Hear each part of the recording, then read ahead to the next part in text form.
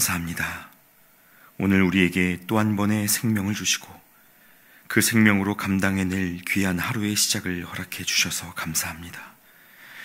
오늘도 하나님만 주목하며 예배하는 우리의 심령 위에 하늘의 평안을 더하여 주시고 주님을 따라가는 삶의 영광과 소망을 발견하는 하루가 되게 하여 주시옵소서.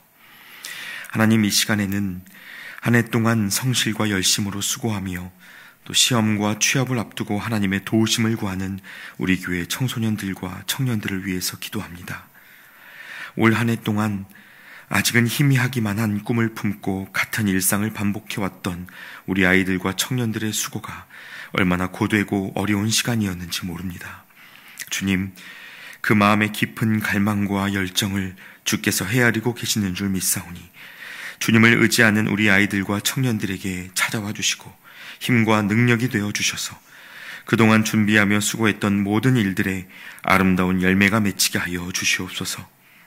공부를 하는 아이들, 또 음악과 체육과 여러 가지 전공 분야를 두고 그 다음의 걸음을 준비하는 모든 아이들에게 주께서 길을 열어주시고 각자에게 주신 은사와 비전을 따라 하나님의 영광을 드러내며 살아갈 수 있도록 그 시작을 열어주시옵소서.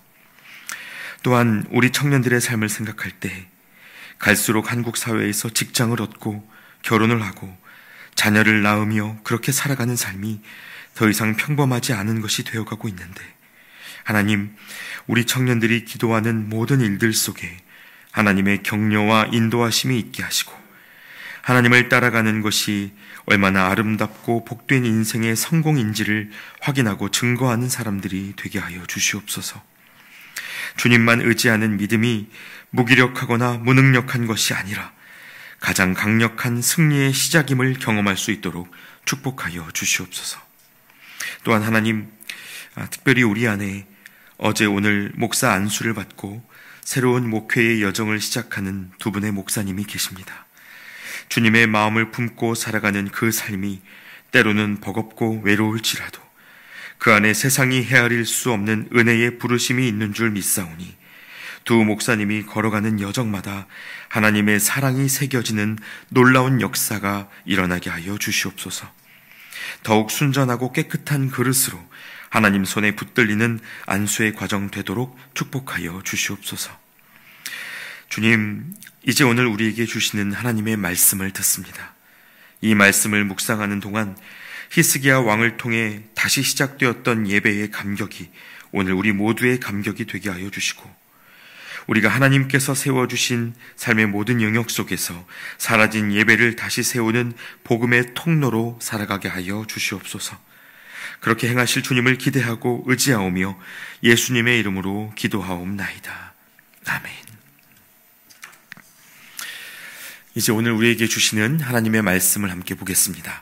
하나님의 말씀은 역대하 30장 1절부터 12절까지의 말씀입니다. 역대하 30장 1절부터 12절까지의 말씀을 한 절씩 교독하시고 마지막 구절은 함께 읽겠습니다. 히스기야가 온 이스라엘과 유다에 사람을 보내고 또 에브라임과 므낫세에 편지를 보내어 예루살렘 여호와의 전에 와서 이스라엘 하나님 여호와를 위하여 유월절을 지키라 하니라. 왕이 방백들과 예루살렘 온 회중과 더불어 의논하고 둘째 달에 유월절을 지키려 하였으니 이는 성결하게 한 제사장들이 부족하고 백성도 예루살렘에 모이지 못하였으므로 그 정한 때에 지킬 수 없었음이라. 왕과 온 회중이 이 일을 좋게 여기고 드디어 왕이 명령을 내려 브엘세바에서부터 단까지 온 이스라엘에 공포하여 일제히 예루살렘으로 와서 이스라엘 하나님 여호와의 유월절을 지키라 하니 이는 기록한 규례대로 오랫동안 지키지 못하였음이더라. 보발꾼들이 왕과 방백들의 편지를 받아가지고 왕의 명령을 따라 온 이스라엘과 유다에 두루 다니며 전하니 일러스되 이스라엘 자손들아, 너희는 아브라함과 이삭과 이스라엘의 하나님 여호와께로 돌아오라. 그리하면 그가 너희 남은 자 곧 아수르 왕의 손에서 벗어난 자에게로 돌아오시리라. 너희 조상들과 너희 형제같이 하지 말라. 그들은 그의 조상들의 하나님 여호와께 범죄하였으므로 여호와께서 멸망하도록 버려두신 것을 너희가 똑똑히 보는 바니라. 그런즉 너희 조상들 같이 목을 곧게 하지 말고 여호와께 돌아와 영원히 거룩하게 하신 전에 들어가 너희 하나님 여호와를 섬겨 그의 진노가 너희에게서 떠나게 하라. 너희가 만일 여호와께 돌아오면 너희 형제들과 너희 자녀가 사로잡은 자들에게서 자비를 입어 다시 이 땅으로 돌아오리라. 너희 하나님 여호와는 은혜로우시고 자비하신지라. 너희가 그에게로 돌아오면 그의 얼굴을 너희에게서 돌이키지 아니하시리라 하였더라. 보발꾼이 에브라임과 므낫세 지방 각 성읍으로 두루 다녀서 스불론까지 이르렀으나 사람들이 그들을 조롱하며 비웃었더라.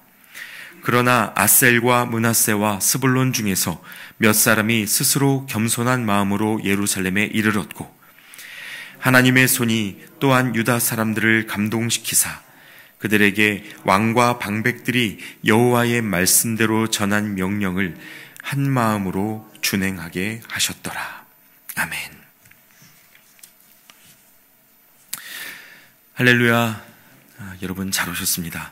오늘도 하나님께서 저희를 이 예배의 자리로 불러 모아 주셨습니다. 함께 말씀 보고 기도하시는 이 시간을 통해서 하나님을 만나시고 또 오늘을 믿음으로 살아낼 수 있는 새 힘을 얻게 되시기를 소망합니다. 여러분은 만일 한 나라의 왕이 된다면 가장 먼저 어떤 일을 하시겠습니까? 힘과 돈, 사람들을 얻게 되고 그것으로 원하는 일을 할 수 있는 능력을 갖게 된다면 그 능력을 여러분은 어디에 사용하기 원하십니까? 우리나라 과거 조선의 역사를 살펴보면요, 각 시대별로 왕이 되었던 사람들의 첫 번째 직무가 각자의 통치 철학에 따라 다르게 시행된 것을 보실 수 있는데, 예를 들어 세종은 어릴 때부터 워낙 독서광이어서 그의 아버지 태종 이방원이 이 책에만 빠져 사는 아들의 건강을 염려해서 독서 금지령을 내렸었다고 하는데요. 그래서 세종이 왕이 되자마자 한 일이 당장 자기 책을 다시 가져오게 하고 아버지의 독서 금지령을 깨버린 일이었다고 합니다. 또 조선의 태평성대를 이끌었던 또 다른 왕이었던 영조는 왕이 되자마자 억울하게 죽는 사람들의 인권 개선을 위해서 가혹한 형벌과 고문을 금지하는 조치를 내렸다고 합니다.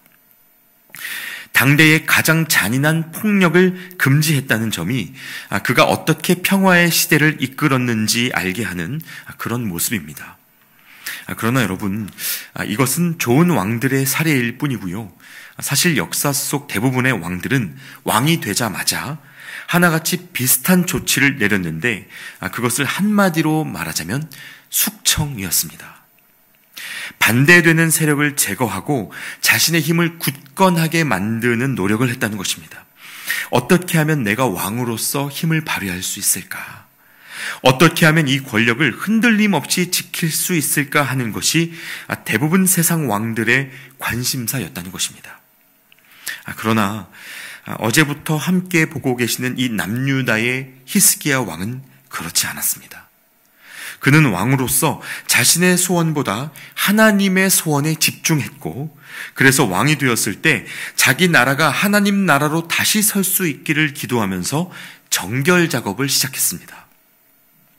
이것은 어제 말씀으로 보셨던 것처럼 하나님 앞에 모든 것을 정돈하고 돌이키는 일종의 종교 개혁이었습니다. 자, 그런데 여러분, 이 히스기야의 개혁에는 분명한 목적이 있었습니다. 본문을 통해 확인할 수 있는 몇 가지 요점이 있는데요. 오늘은 제가 그것을 개혁의 두 가지 목적으로 나누어 드리려고 합니다. 하나님 앞에서 행하는 영적 개혁의 목적. 여러분, 그 첫 번째 것은 하나님이 주인 되시는 예배라고 말할 수 있습니다. 우리가 어제 말씀을 통해서도 하나님 중심성이 무엇인지에 대해 나누었는데요. 여러분, 성전을 깨끗하게 정돈하는 일이 참 중요하지만 이것이 하나님을 내 삶의 중심으로 모시는 것에 연결되지 않으면 사실 그러한 정결은 별 의미를 갖지 못합니다. 예수님이 사람에게서 귀신을 쫓으실 때 그 안에 성령께서 내주하시지 않으면 금방 또 다른 것들로 채워지게 된다고 말씀하셨죠. 비우고 정리하는 것보다도 이제 거기에 무엇을 채울 것인가 하는 점이 더 중요하다는 말입니다. 그래서 여러분, 우리가 신앙의 쇄신을 꿈꾼다면 이제는 삶의 주도권을 하나님께 내어드리고 안정적 노예로 살아가는 애굽의 삶이 아니라 불기둥과 구름기둥 따라 살아가는 이 광야의 삶을 기꺼이 감당할 수 있어야 하는 것입니다. 그래서 본문 1절 말씀에 히스기야가 이 이스라엘 백성들이 어떤 은혜 아래에 있는지를 상기시키기 위해서 이런 명령을 합니다. 히스기야가 온 이스라엘과 유다에 사람을 보내고 또 에브라임과 므낫세에 편지를 보내어 예루살렘 여호와의 전에 와서 이스라엘 하나님 여호와를 위하여 유월절을 지키라 하니라. 자, 하나님 여호와를 위하여 유월절을 지키라. 이제 다시 하나님을 예배하며 살아가라는 명령입니다. 사실 여러분, 오늘날 한국 교회 안에 너무 많은 형태의 예배들이 있다 보니 이 교회에 헌신된 성도들일수록 예배를 사역으로 받아들이고 일로 여기게 되는 경우가 적지 않습니다. 그래서 정해진 큐시트대로 음향과 조명과 영상과 설교 같은 것들이 딱 들어맞게 진행되는 것이 예배의 성공이라고 여겨지는 경향이 있죠. 그러나 여러분, 성경이 말하는 예배, 히스기야가 되살리고자 했던 예배는 이렇게 완벽한 행사로서의 예배가 아니라 하나님의 주권을 인정하고 하나님의 기쁨에 동참하는 삶의 연속입니다. 그래서 우리가 정말로 예배하길 원한다면 이 일의 결과나 성취가 아니라 하나님의 마음이 어디에 있는지를 살피는 그 신앙적 초점을 놓치지 않아야 하는 것입니다. 하나님이 기뻐하시는 일이 무엇일까? 어떻게 하는 것이 많은 이들에게 하나님의 사랑을 알게 하는 일일까? 이 질문을 갖고 살아가는 태도가 있어야 한다는 것이죠. 그래서 이어지는 말씀에 보시면 이 히스기야 왕이 하나님이 기뻐하시는 예배를 이루기 위해서 아주 독특한 지도력을 보여줍니다. 여러분 2절 말씀에 왕이 방백들과 예루살렘 온 회중과 더불어 의논하고 둘째 달의 유월절을 지키려 하였으니 라고 되어 있습니다. 여러분, 히스기야는 기원전 700년경에 한 나라의 왕으로 민족을 통치한 사람이었습니다. 당시에는 왕의 말 한마디가 곧 법이었다고 해도 과언이 아니죠. 하나님을 섬기는 사람이고 그런 민족이었지만 누구보다도 가장 큰 힘과 권력을 가진 것이 왕이었다는 사실은 부인할 수가 없습니다. 그런데 이 히스기야 왕이 유월절을 어떻게 지켜야 할지를 결정하기 위해서 방백들과 그리고 그것도 모자라서 예루살렘의 온 회중과 더불어 의논했다고 기록하고 있습니다. 혼자서 결정하려고 하질 않고 각 지역의 리더들은 물론 온 백성들의 목소리에 귀를 기울이고 의논하여 하나님이 이끌어 가시는 방향을 함께 찾았다는 것이죠. 여러분, 이것이 얼마나 놀라운 리더십인지 모릅니다. 오늘날 우리 사회를 들여다보면요, 우리가 21세기를 살아가고 있음에도 불구하고 사람들이 모여있는 거의 모든 영역에서 리더와의 소통을 중요하고 어려운 주제로 다루고 있습니다. 어떤 리더가 그 자리에 오르기까지 스스로 포기한 것이 많다고 여기거나 그것을 대단한 성취로 느끼는 사람일수록 자신의 자리에서 특별한 권세를 내세우고 주장하는 경우가 많습니다. 또 우리나라는 여전히 유교 문화와 군대 문화가 사람들의 마음 한켠에 자리를 틀고 있어서 적당한 불통을 카리스마적인 리더십을 발휘하기 위한 지혜로운 처사로 여기기까지 합니다. 그러다 보니 리더와 구성원들 사이에서 소통 부재를 호소하고 또 다양한 갈등으로 인해 함께 한 길을 바라보는 것이 어려운 시대임을 부인할 수 없습니다. 여전히 그렇습니다. 그런데 그 오래전의 히스기야는 기꺼이 더불어 의논하고 모두와 함께 하나님의 길을 찾았다는 것이죠. 이뿐만이 아닙니다. 조금 전에 읽으셨던 2절 말씀 안에서 히스기야가 온 회중과 함께 결정했던 그 내용이 뭔지 보니까요. 둘째 달의 유월절을 지키려 하였으니 라고 되어 있습니다. 유월절을 둘째 달에 지키기로 결정했다는 겁니다. 여러분, 본래 유월절이 언제입니까? 유대력으로 첫째 달 14일입니다. 그런데 히스기야와 온 회중이 이것을 한 달 늦춰서 둘째 달에 지키기로 했다는 것입니다. 물론 여러분, 여기에 율법적 기준이 아예 없었던 것은 아닙니다. 민수기 9장에 보시면요, 가족 장례를 치르느라 일시적으로 부정하게 된 사람이나 긴 여행 중에 있는 사람들을 위해서 유월절을 한 달 늦게 지키도록 하는 예외 규정이 있었습니다. 히스기야가 아마도 이런 율법의 신뢰를 알고 있지 않았을까 싶습니다. 그러나 여러분, 엄밀히 말해서 오늘 본문에서 유월절을 한 달 뒤로 미룬 것은 이 민수기 9장의 예외 규정에 정확하게 맞아떨어지는 경우라고 보기는 어렵습니다. 히스기야가 유월절을 뒤로 늦춘 진짜 이유가 무엇이었는지는 3절 말씀에서 확인하실 수 있는데요.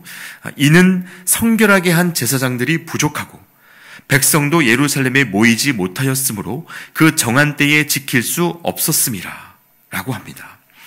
제사장들의 수가 부족하고 모든 백성이 모이지 못했기 때문에 한 달 늦추기로 결의했다는 겁니다.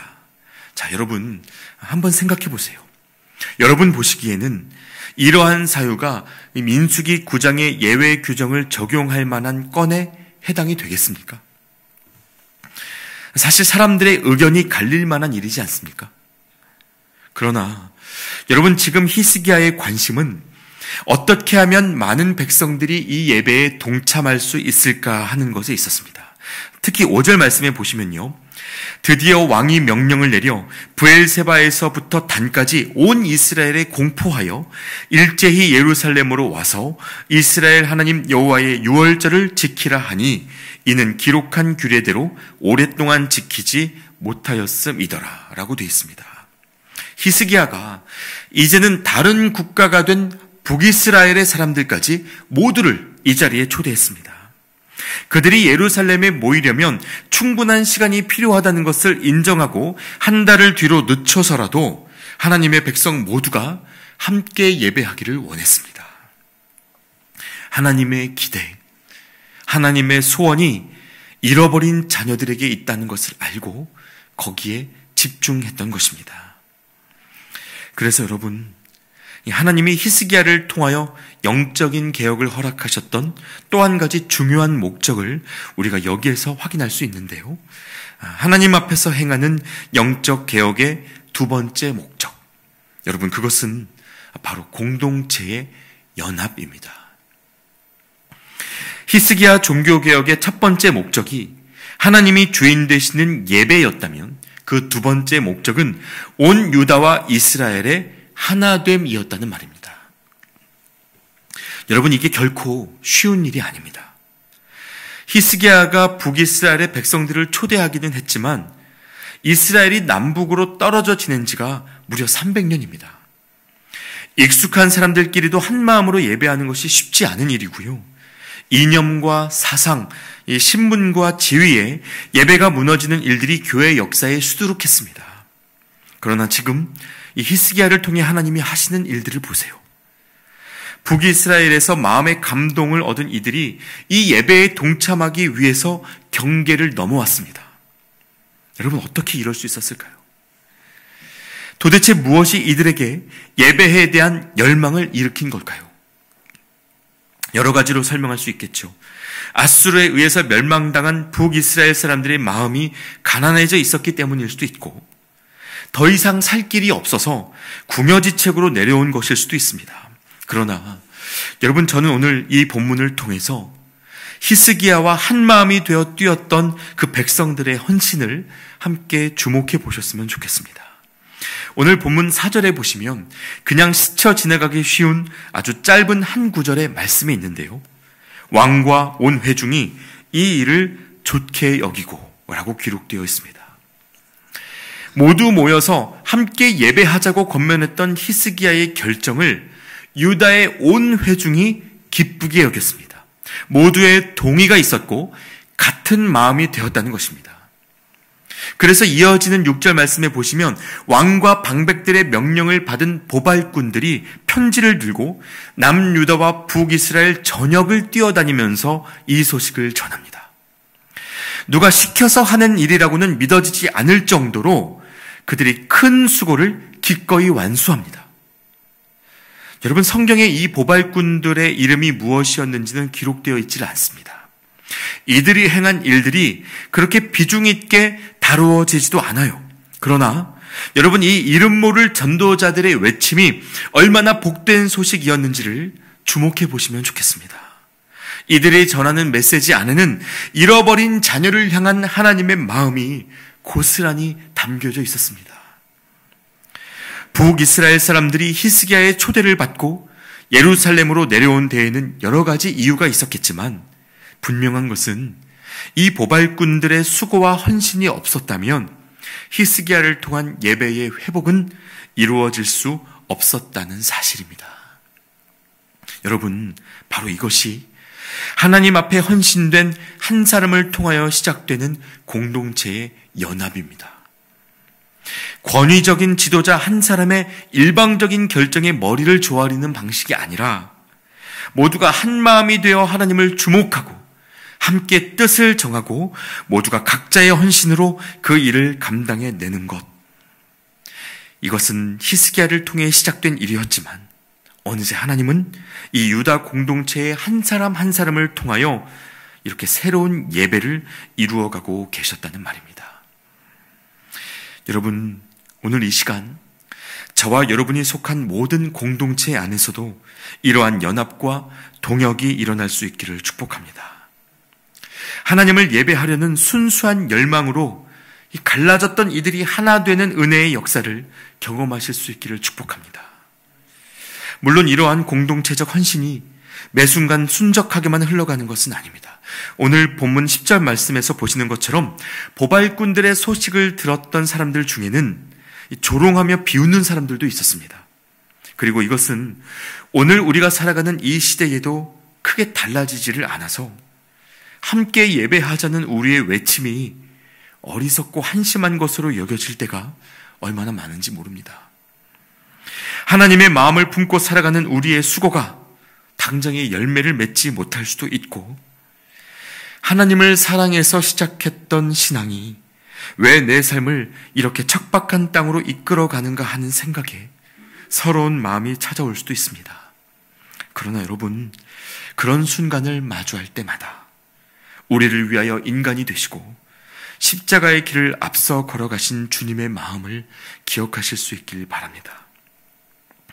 우리가 어떤 은혜를 받아 예배하게 되었는지, 우리에게 약속된 영원한 소망이 무엇이었는지를 기억하면서 주어진 삶의 걸음을 예배하며 믿음으로 이어가실 수 있기를 축복합니다. 하나님만 주목하며 걸어가는 저와 여러분의 삶을 주님은 버려두지 않으시고 더욱 순전한 예배의 통로로 귀하게 사용해 주실 것입니다. 함께 기도하겠습니다.